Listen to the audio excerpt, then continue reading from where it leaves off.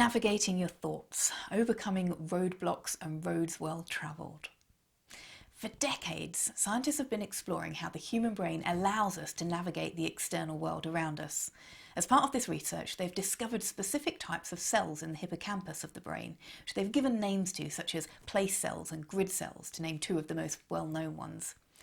These unique brain cells help your brain to work out where you are in space, a kind of GPS signal in the brain. Ultimately, they provide your brain with the location coordinates it needs to work out where you are in space, what direction you're facing, and allowing your brain to form a mental map of your external surroundings. By knowing where you are, the brain can then work out how you can reach your desired destination. And of course, when this process goes wrong, then this is where you get a bit lost.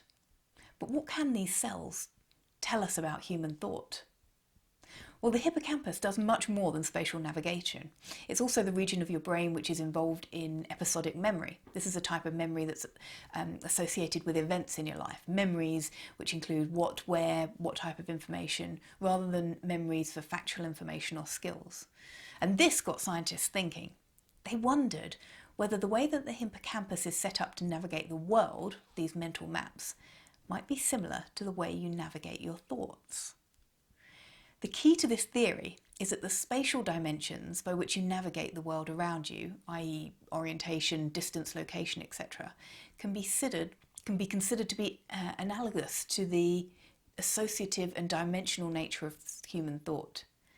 For example, when you think of a person, you don't necessarily think of them using a single descriptor. Instead, you more often think of them as a collection of multiple descriptors. Grandma lives in London, likes eating apples. Therefore, in the same way that the hippocampus creates these mental maps of your external surroundings using location mapping, it can also create mental maps of your thoughts using this kind of descriptive mapping.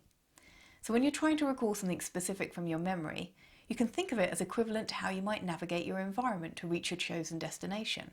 There are well-worn neural routes that you can take, or a new one that you can try that might bring something different or unexpected. There are routes that you can go along that mean that you become sidetracked. You can even find yourself going round and round in circles or ending up at a dead end. What's more, the weather, something that could be considered analogous to your emotional state, can influence how smoothly or badly your mental journey goes. And you can reach roadworks in your thinking, unwanted distractions which have to be overcome or ignored. So next time you have to mentally work through something, or when you're trying to remember something that's lost in the dark corners of your mind, or even when you find yourself mentally going round in circles, you can try and imagine those signals travelling along your neural roadways and keep an eye out for all those important signposts telling you which way to think, rather than blindly following that pre-programmed and potentially misleading mental sat-nav.